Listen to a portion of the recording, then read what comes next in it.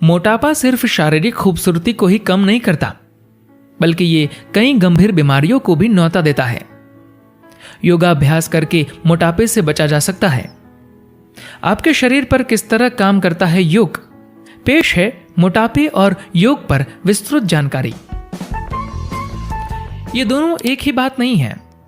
मोटापे का मतलब है शरीर में बहुत ज्यादा चर्बी होना, जबकि ज्यादा वजनदार होने का मतलब है वजन का सामान्य से ज्यादा होना।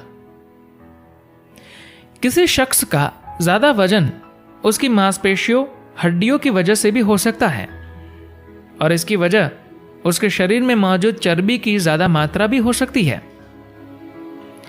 जिस शख्स का बीएमआई यानी बॉडी मास इंडेक्स 25 से 29.9 के बीच होता है, उसे डॉक्टरी भाषा में ओवरवेट या ज्यादा वजनदार कहा जाता है।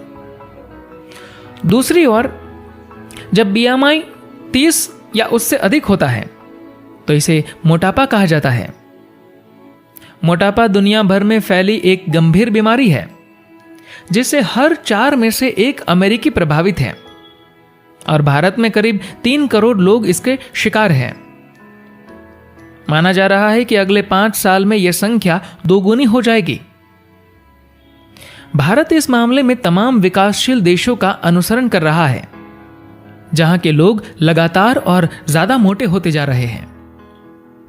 ग्लोबल फूड बाजारों से जुड़ने के बाद भारत के लोगों को प्रोसेस्ड फूड यानी बने बनाए खाने आसानी से उपलब्ध हैं, जो सेहत के हिसाब से नुकसानदेह है। वंश से आने वाले शारीरिक प्रभावों के कारण भी भारतीय लोग वजन बढ़ने की दृष्टि से संवेदनशील है। खासकर कमर के आसपास के हिस्सों में उनका वजन जल्दी बढ़ सकता है।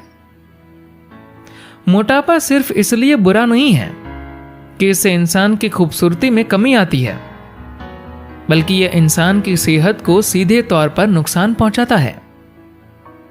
अमेरिका में आमतौर पर हर साल मोटापे या फिर उससे जुड़े कारणों से 3 लाख मौतें होती है।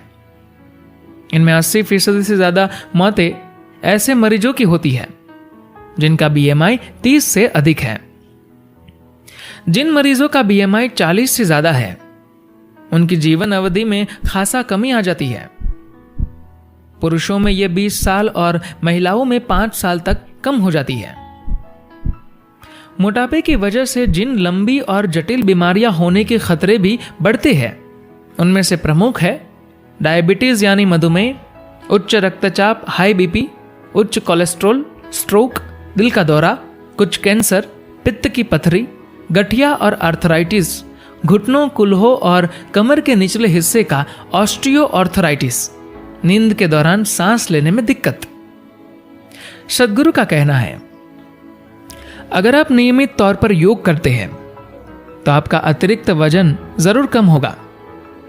योग सिर्फ एक व्यायाम के तौर पर ही काम नहीं करता, बल्कि आपकी पूरी शारीरिक प्रणाली को फिर से जवान बनाता है। साथ ही आपके भीतर ऐसी जागरूकता भी पैदा करता है कि आप खुद ही ज्यादा खाने से बचने लगते हैं। एक बार आपके शरीर में एक खास स्तर की जागरूकता आ जाती है, तो उसके बाद आपका शरीर ऐसा बन जाता है कि यह सिर्फ उतना ही भोजन ग्रहण करता है जितना इसके लिए जरूरी होता है। जरूरत से ज्यादा ये कभी नहीं लेगा। ऐसा इसलिए नहीं होता कि कोई आपके शरीर को एक खास तरह से नियमित या नियंत्रित कर रहा है, या फिर आपसे कोई डाइट कंट्रोल करने के लिए कह रहा है। दरअसल योगिक अभ्यास में आपको खुद को नियंत्रित नहीं करना पड़ता। आपको तो बस योगाभ्यास करना होता है, बाकी काम यह खुद करता है। यह आपकी प्रणाली को इस तरह से तैयार करता है कि आपको ज्यादा खाने की जरूरत ही महसूस नहीं होती। अगर आप किसी और तरह के व्यायाम या डाइटिंग आदि का सहारा लेते हैं, तो उसमें आपको खाने को लेकर लगातार खुद पर नियंत्रण की कोशिश करनी पड़ती है। योग में सबसे बड़ा फर्क इसी चीज का है। जब योग क्रियाएं शुरू की जाती है, तो कुछ लोगों का वजन घटना शुरू हो जाता है, वहीं कुछ लोगों का वजन बढ़ने लगता है। अगर आपका पाचन तंत्र खराब है तो शरीर खाने को चर्बी में बदलने में खास सक्षम नहीं होता। ऐसे में योग क्रियाएं करने से सबसे पहले आपकी पाचन अग्नि सक्रिय होने लगती है।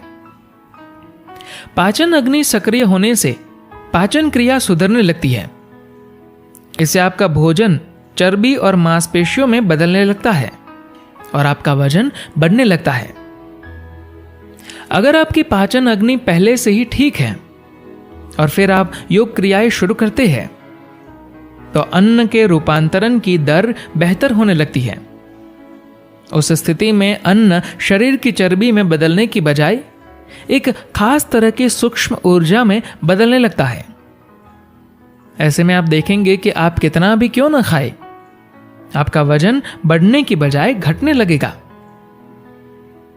अगर आप क्रियाओं का अभ्यास करते हैं तो आप पाएंगे कि आप कितना भी ज्यादा क्यों न खाएं, आपका वजन बढ़ नहीं रहा बल्कि कम हो रहा है। या इससे उल्टा भी हो सकता है। हो सकता है क्रियाओं के नियमित अभ्यास से आपकी खुराक आश्चर्यजनक रूप से कम हो जाए, फिर भी आपका वजन कम न हो। इन सब की वजह सिर्फ इतनी है कि क्रियाओं के अभ्यास से आपके भोजन के मांसपेशियों और चर्बी इत्यादि में रूपांतरण की दर में सुधार आता है। हालांकि हम वजन कम करने के मकसद से योग नहीं सिखाते।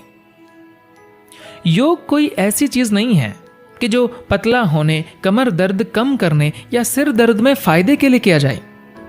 हां, यह जरूर है कि योग को करने से इन चीजों में फर्क पड़ता है। दरअसल बेहतर स्वास्थ्य, शांतिमय होना, प्रेम, विनम्रता जैसी चीजें योग करने के साथ खुद ब खुद होती है। ये सारी चीजें योग का लक्ष्य या मकसद न होकर उसका गौण उत्पाद यानी बाय प्रोडक्ट है। योग का असली उद्देश्य स्थूलता से परे जाकर आपके भीतर सूक्ष्मता के एक अलग आयाम की रचना करना व उसे सक्रिय बनाना है। एक बार जब आपके भीतर यह आयाम सक्रिय होने लगता है तो फिर अस्तित्व धीरे धीरे अपने लाखों अलग अलग रूपों में आपके सामने खुलने लगता है। ऐसी चीजें जिनके अस्तित्व की आपने कभी कल्पना भी नहीं की होती, आपके लिए एक जीती जागती सच्चाई बन जाती है। योग से आपके भीतर सूक्ष्मता जागृत हो जाती है और इससे आपके जीवन में स्वास्थ्य, प्रेम, शांति जैसी अनेक चीजें जीवंत होती है। धन्यवाद।